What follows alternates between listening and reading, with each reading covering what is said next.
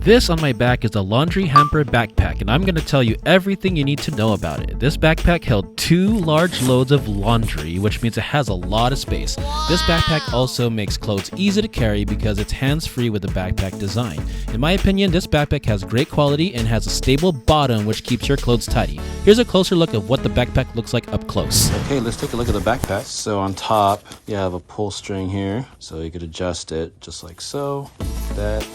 If you want to take it out, you can. Just open it up, and that's what it looks like on the inside. So inside, just your regular bag, laundry bag, and then inside here you have a pocket if you need that. That's cool. So you can tuck this in like that. And looking in the front, this right here, they have a zipper. Let's see what it looks like. There we go. It's like a lot of space. Look at that. So that's awesome. So let's zip this back up, and going to the back of it. So you have the backpack straps, of course, and you could adjust it like so. And you also have a handle. So that's pretty convenient.